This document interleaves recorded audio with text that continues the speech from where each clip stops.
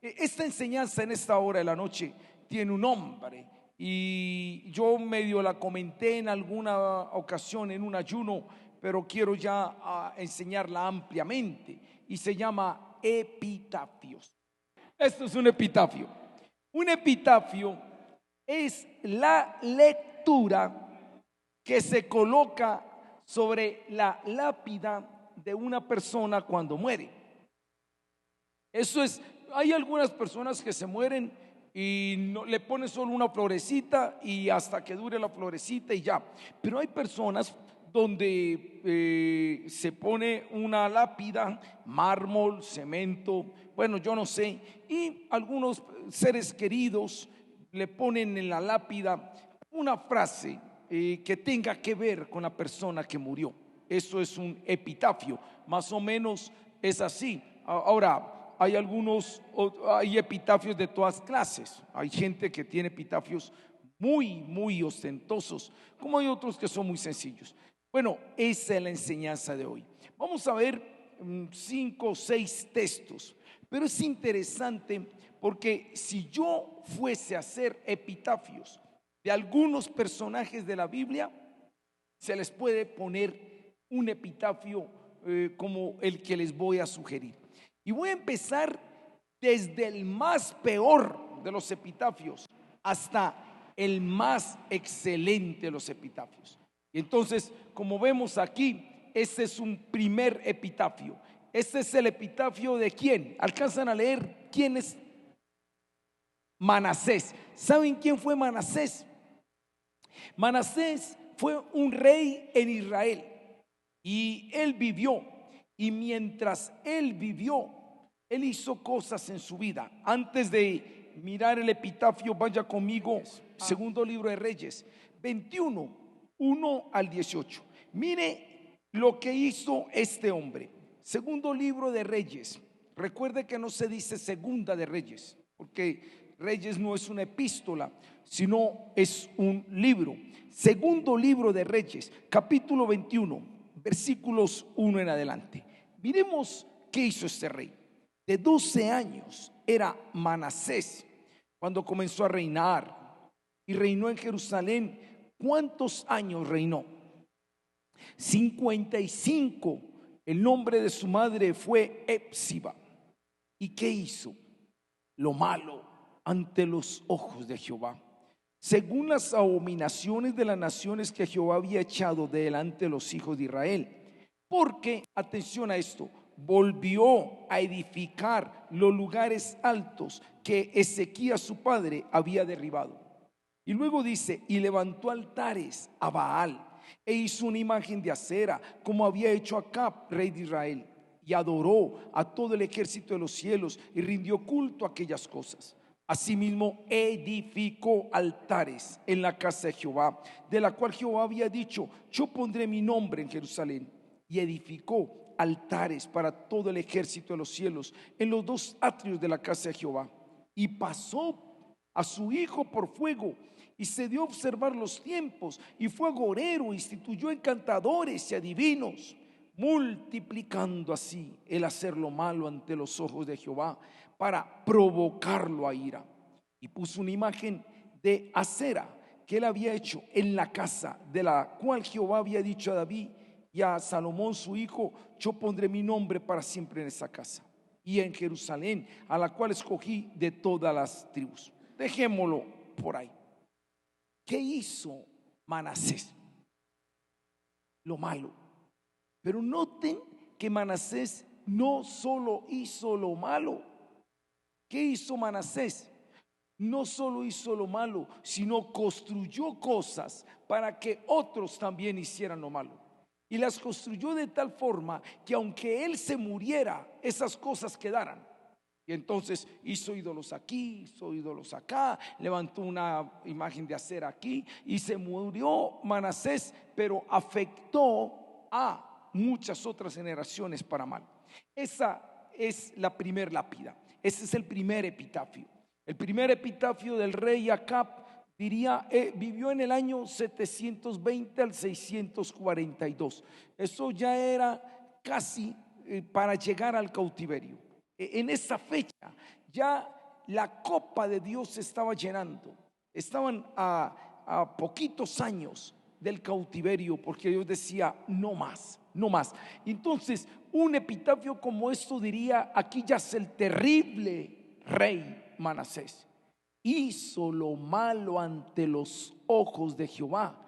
Y atención a esto, y afectó las generaciones postreras.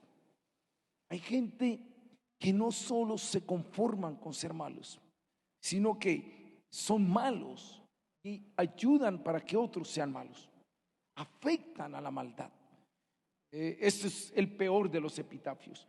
Yo creo por lo que veo que usted no va a morir con un epitafio de estos. Ojalá no vaya a morir.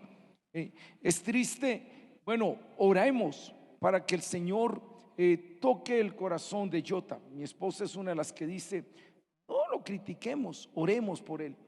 Pero en este momento el hombre que dijo que mientras en la casa de Elí estén los sacerdotes malos, siempre habrá un Samuel para adorar. Ahora él mismo está diciendo, el Dios en el que yo creo no es el Dios que dice la Biblia. Ojalá Jota no muera así, porque ya no solo va a morir haciendo lo malo, sino influyendo para que otros hagan lo malo. Ojalá que el Señor tenga misericordia de él en su último momento. Pero es el primer epitafio. No solo los que hacen lo malo, sino viven para que otros también hagan lo malo y afectan las generaciones venideras. Miremos el segundo epitafio. Y ahí hay otra cita. Esa cita es primer libro de Reyes, capítulo 16, versículo 30. Libro primero de Reyes, capítulo 16, versículo 30. ¿Qué dice el libro primero de Reyes, capítulo 16, versículo 30? Está hablando de el rey Acab y dice el 30. Leámoslo desde el 29. Comenzó a reinar Acab, hijo de Omri, sobre Israel el año 38 de Asa, rey de Judá. Y reinó Acab, hijo de Omri, sobre Israel en Samaria 22 años. Y Acab, hijo de Omri, hizo lo malo ante los ojos de Jehová, más que todos los que reinaron antes de él, porque le fue ligera cosa andar en los pecados de Jeroboam, hijo de Nabat, y tomó por mujer a Jezabel, hija de Edbaal, rey de los Sidonios, y fue y sirvió a Baal y lo adoró, e hizo altar a Baal en el templo de Baal que él edificó en Samaria. E hizo también Acab una imagen de acera, haciendo Acab más que todos los reyes de Israel que reinaron antes que él, para provocar la ira de Jehová, Dios de Israel. Usted dirá, pastor, Acab es muy parecido a Manasés. Sí y no, ambos hicieron lo malo. ¿Cuál es la diferencia del rey Acab? Él no trascendió tanto a otras generaciones. Mire que Manasés edificó muchos altares. Este también edificó unos 2 o 3 altares. Pero en Acab se resalta hizo lo malo ante los ojos de Jehová. La maldad ya era en él. En su epitafio podría decir así: aquí yace el rey Acab, hizo lo malo ante los ojos de Jehová, más que todos los que reinaron antes de él. Recuerda el primer epitafio: hizo lo malo y afectó generaciones.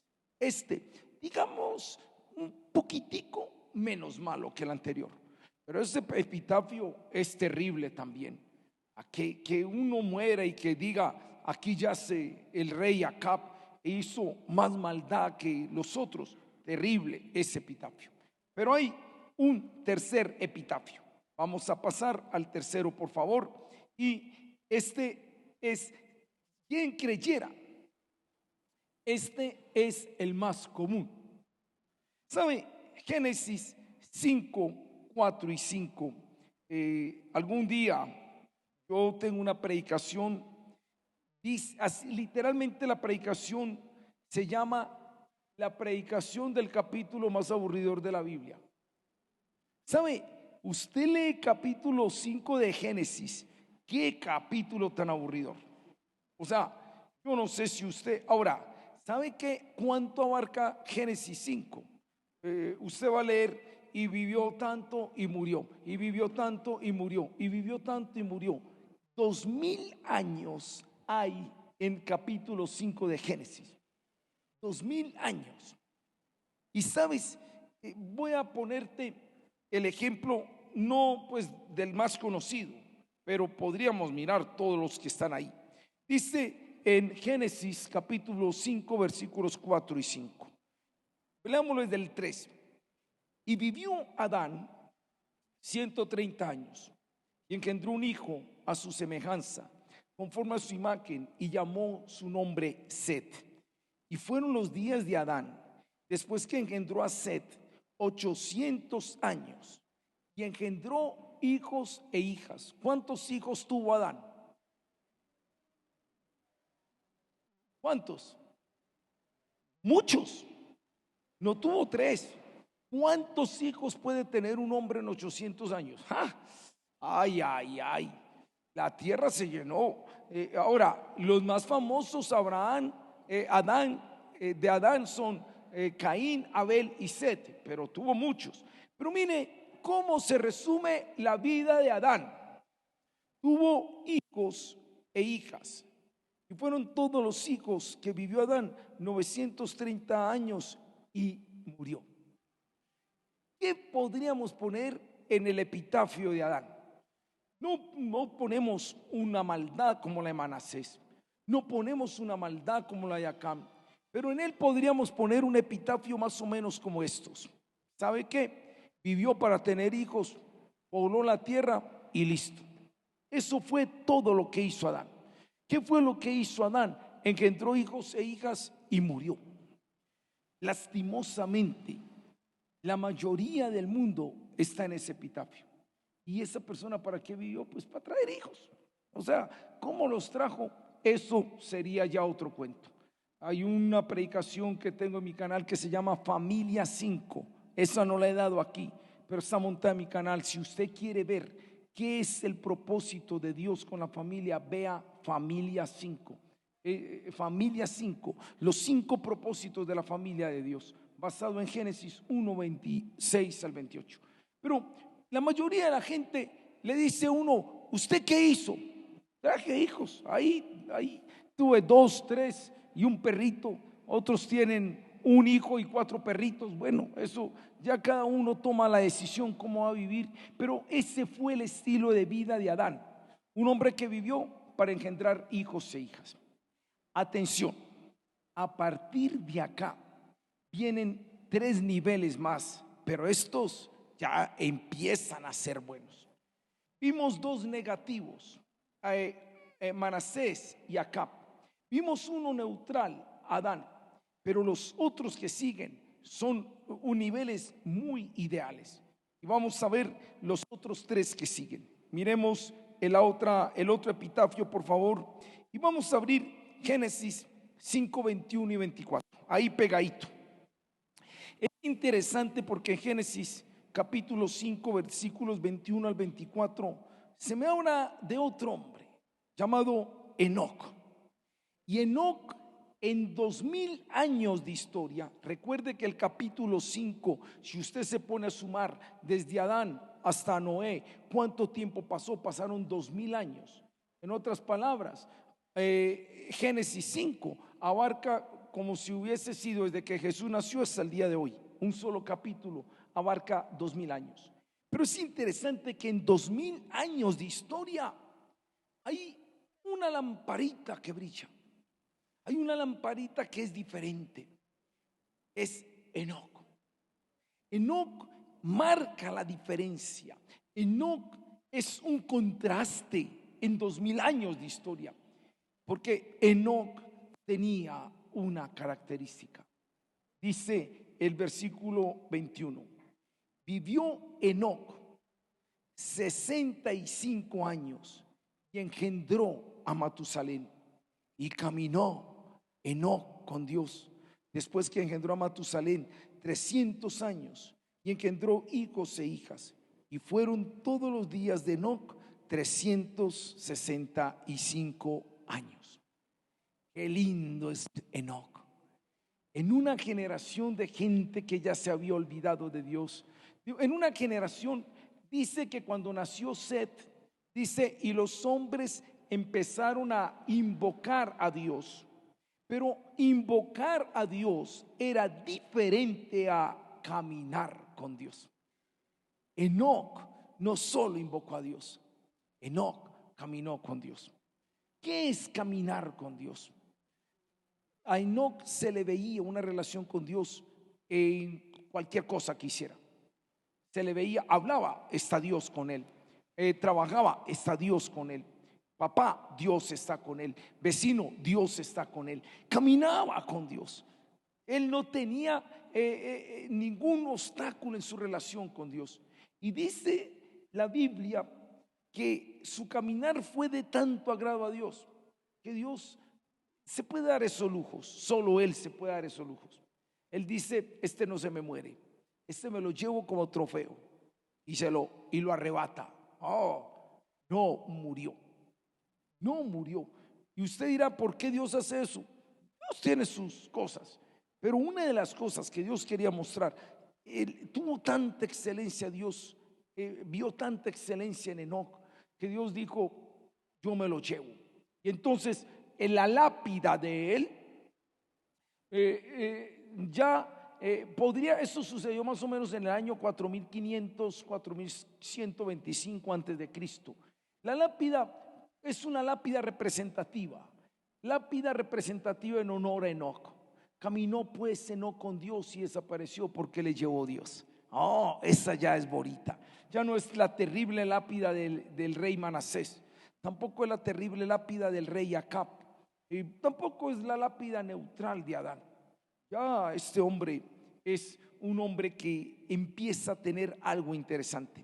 Pero me quedan 2, 3 lápidas más. Vamos a ver la otra lápida que sigue, el otro epitafio, y ese es Génesis 25, versículos 7 al 8. Y estos fueron los días que vivió Abraham, 175 años, y exhaló el espíritu, y murió Abraham, atención en esto, en buena vejez, anciano y lleno de años, y fue unido a su pueblo. Primero, en la muerte de Abraham hay algo interesante, esa repetición de la repetidera. Mire que con Abraham no se dice y murió, ya. Con Abraham no se dice que simplemente murió, dice exhaló el espíritu. Es interesante esto. Y murió Abraham en buena vejez, anciano y lleno de años. Usted dirá, pues pastor, si es anciano está lleno de años, o si es anciano está en vejez. Pero es que el texto lo que quiere resaltar es que él murió como los otros hombres, pero no fue un viejito cualquiera. Sus años fueron llenos de años, y tenía una buena vejez. Hay un fenómeno social, y yo sé que aquí hay algunos techiblancos, como yo los llamo, algunos, yo digo algunos de la tercera edad, pero qué va, yo también ya estoy montado en la tercera edad, eso no crea, ya estoy también en la edad de oro. Entonces, mira esto, está comprobado que los ancianos de nuestra época, a medida que van llegando los años, se van sintiendo relegados, se van sintiendo que ya no sirven, se van sintiendo que ya no les están recompensando lo que hicieron. Y está comprobado que un alto porcentaje de los ancianos ya no mueren en buena vejez, sino con resentimientos, con amarguras, con enojos en su corazón, con depresiones. No mueren en buena vejez y tampoco mueren llenos de años. Parece que los años, en vez de llenarlos, se vuelven un peso, un lastre. Pero con los que están con el Señor, como un Abraham, los años no pesan. Yo siempre he dicho esto: si el Señor me quiere dejar hasta viejito, que me deje hasta viejito, y viejito estar haciendo cosas. Yo no sé si aquí, bueno, sí hay aquí, pero mi hermano, mientras Dios le tenga con vida, ahí le dijo una predicación que yo se la comparto en algún momento. aún tienes que escribir historia. Oh, una de mis favoritas, un viejo de 90 años y Dios dándole un libro como Apocalipsis. Si a usted Dios no se lo ha llevado es porque todavía Dios lo necesita para algo. El problema es que algunos se me jubilan antes de tiempo y se sientan. No, mi hermano, si Dios lo tiene con vida, muere lleno de años haciendo alguna cosa por el Señor. Como mínimo, orando pues por los santos y la iglesia del Señor. Pero que la muerte no te coja sin hacer nada. Qué lindo, Abraham murió en buena vejez. Aquí hay algunos de los diáconos. Yo veo al hermano Jesús, al hermano Pedro.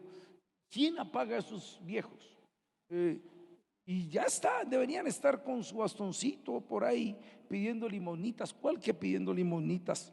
Están todavía dando al cuerpo de Cristo, que es la iglesia, sirviendo a los santos del Señor. Qué lindo.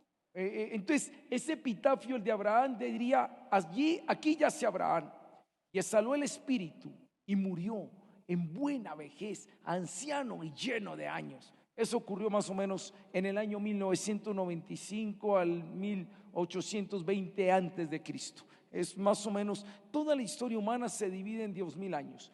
De Adán a Abraham, 2000 años. De Abraham a Cristo, 2000 años. De Cristo hoy, más o menos 2000 años. Eso es lo que al menos la Biblia registra, 3 segmentos de 2000. Y uno de esos 2000 años, los de Abraham, de Adán a Cristo, está registrado en Génesis 5. Entonces, este epitafio ya empieza a ser interesante. Ya no son los que hacen la maldad de Manasés, ya no son los malos como Acab, ya no son los neutrales como Adán, y ya no son los que simplemente caminan con Dios, sino su vejez está sirviendo de bendición para otros. Pero déjeme, yo le digo los últimos 2 epitafios para ir terminando. Miren y les voy a decir, les voy a confesar una verdad. Este versículo, desde hace muchos años, quedó clavado en mi corazón y en mi mente. Usted sabe que hay versículos que uno lo lee y como que entran como una espada que entra. Así es la palabra del Señor. Y está en Hechos 13:36. Mire qué dice la Biblia del rey David. Hechos 13:36. Oh, hermano, qué belleza de texto. Hechos 13:36 dice la palabra del Señor: porque a la verdad David, habiendo servido a su propia generación según la voluntad de Dios, durmió y fue reunido con sus padres y vio corrupción.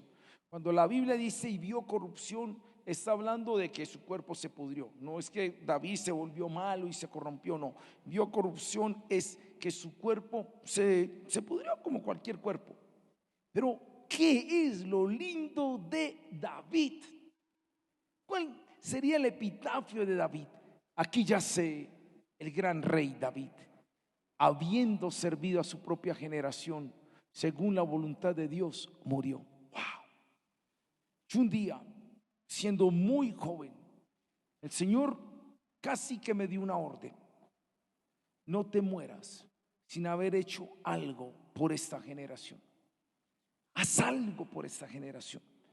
Yo estaba muy joven, todavía no era pastor, pero el Señor me dice: te hice con un propósito y no quiero que existas tu vida de una manera neutral.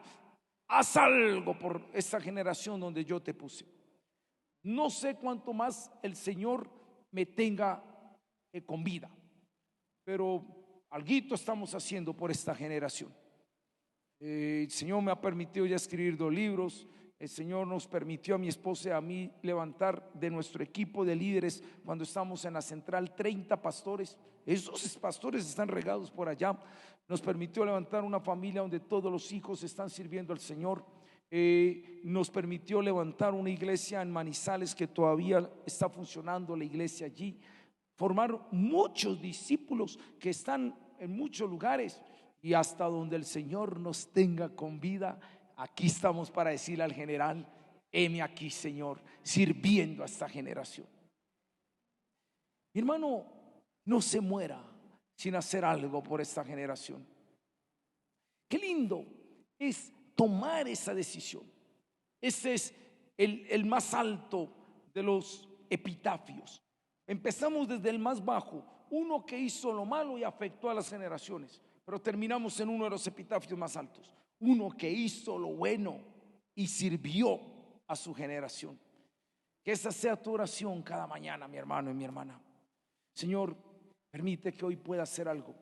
Cuando muchas veces salgo con mi esposa en la mañana, nuestra oración es: Señor, usa nuestras vidas en las consejerías que vayamos a dar, en las predicaciones que vamos a dar, con las personas que nos vamos a encontrar. He aquí, Señor, tus instrumentos para construir sociedad.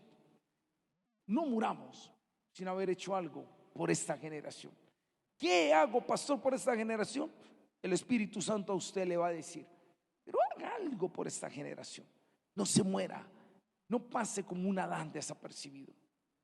Yo tengo una pregunta: si hoy murieres, ¿qué palabras escribirían en tu lápida? Interesante. ¿Qué dirían los que te rodearon de ti al morir? ¿Qué palabras escribirían en tu lápida? ¿Cuál sería tu epitafio? Wow. Yo no sé si yo me muero antes que ustedes. Por favor, entre todos construyan el epitafio, pero pongan algo en el epitafio de la lápida. Pero qué lindo es que usted esté construyendo su epitafio si usted se muere hoy. Y es más, le voy a decir, ¿cuántos epitafios le mencioné? 6. El de Manasés, el de Acab, el de David, el de Adán, el de Enoc, el de Abraham y el de David. 6. ¿Quiere que le diga una cosa? En uno de esos 6 usted está. En uno de esos 6. Yo conocí el funeral más triste en el que yo estuve. Me dijeron: murió tal persona y quieren que vaya un pastor para que haga la ceremonia. Fui a la sala de velación que daba por donde queda la biblioteca pública Piloto, no recuerdo cómo se llama esa sala. Y lo que me sorprendió es que yo llegué y no había nadie en la sala, nadie. Yo esperé a que llegara la gente y no vino nadie. Y yo le dije a los de la sala: me equivoqué de hora, ¿quién es? Y yo: no, la misma familia dijo que usted que haga una oración y que entregue ese cuerpo al Señor, porque nadie lo quiere en la familia. Qué triste un funeral así. Y en mis años yo no he estado en un funeral donde estaba solo yo y el cadáver, nunca. ¿Qué clase de persona sería que nadie fue? Ay, Señor. No. Si hoy me muriese, ¿qué epitafio dejaría en mi vida? Solo termino con esto. El Salmo 90:12, mi última cita. Salmo 90:12. ¿Quién escribió el Salmo 90? ¿Alguien lo sabe? Lo escribió Moisés. En algunas Biblias aparece la eternidad de Dios y la transitoriedad del hombre. En algunas Biblias aparece así: la eternidad de Dios y la transitoriedad del hombre. Oración de Moisés. Miren lo que dice el Salmo 90, 10 al 12. Los días de nuestra edad son 70 años, y si en los más robustos son 80. Con todo, su fortaleza es molestia y trabajo, porque pronto pasan y volamos. ¿Quién conoce el poder de tu ira y tu indignación, según que debe ser temido? Enséñanos de tal modo a contar nuestros días, que traigamos al corazón sabiduría. Enséñanos de tal modo a contar nuestros días, que traigamos al corazón sabiduría. ¿Quién escribió esto? Moisés. Y Moisés dice: no dejes pasar tu vida sin contar tus días. Pero la pregunta es: ¿cómo contamos nosotros los días? Para los que me conocen un poquito más, Saben que yo no celebro cumpleaños. Mi lema, y yo di una predicación, no está, creo que no está en el canal, no está en el canal, pero algún día la di, se llamaba los restadías. Primero, yo no quiero vivir un año, yo quiero vivir un día a la vez, porque Jesús dijo: no se afanen por el día de mañana, cada día trae su propio afán. Vivamos el hoy. Hay gente que está paniqueada, que qué va a pasar con la política. Que pase lo que pase allá, yo vivo el hoy. ¿Por qué vamos a estar llenos de preocupación o miedo? No, vivamos el hoy. Mañana será otro día. Pero segundo, ¿por qué restadías? Porque es que nosotros estamos contando los días mal. Nosotros los contamos en suma. Y lo que dice la palabra es que no se cuentan en suma, sino en resta. Porque la palabra de Dios nos da un tope: 70.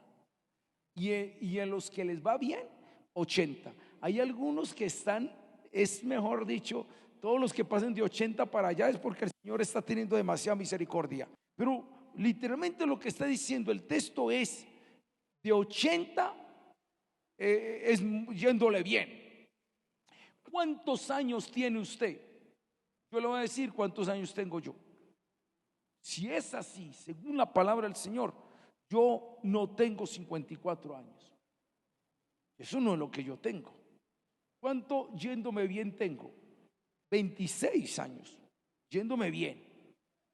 Poniendo que llegue a los 80, me quedan 26 años. Los 54 ya me los gasté. Nosotros estamos contando los años que gastamos. No contemos los años que gastemos. Contemos los años que nos quedan, yéndonos bien. Algunos el Señor decide llamarnos antes. Puede ser mañana, puede ser dentro de un año. Por eso Moisés dice: cuente los días para que traiga al corazón sabiduría. Y se lo voy a decir porque Moisés lo dijo. Porque es que Moisés sabía cuándo se iba a morir. Y usted me dice: ¿cómo que Moisés sabía cuándo se iba a morir? Toda la generación del desierto, Dios dijo: ninguno de esta generación va a pasar a la tierra prometida. Solo dos. ¿Quiénes son los dos? Josué y Caleb. Y todos los de 20 años para abajo. Aquí hay un trabajo que se está haciendo que es con la sub-20. Y es interesante sacarle tiempo a estos chicos. Pero Dios dice: solo los de 20 años para abajo, y Josué y Caleb. Los demás no pasan. Entre esos, ¿quién estaba? Moisés.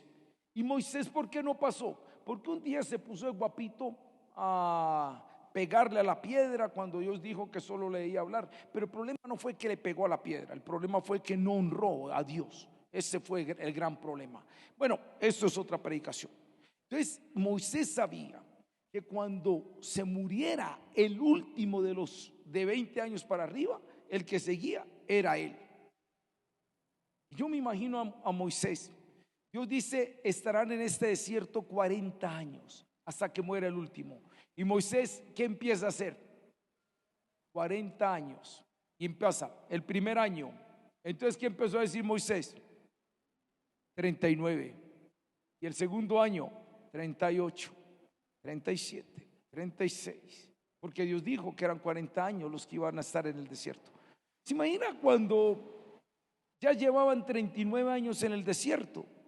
Dígame, ¿qué había en la mente de Moisés? Me queda un año, 6 meses, 3 meses, 2 meses, un mes. Ven la tierra prometida. Moisés dice: él contó los días y vivió en sabiduría, porque él supo aprovechar. ¿Para qué vivió? Mis hermanos, construye tu epitafio.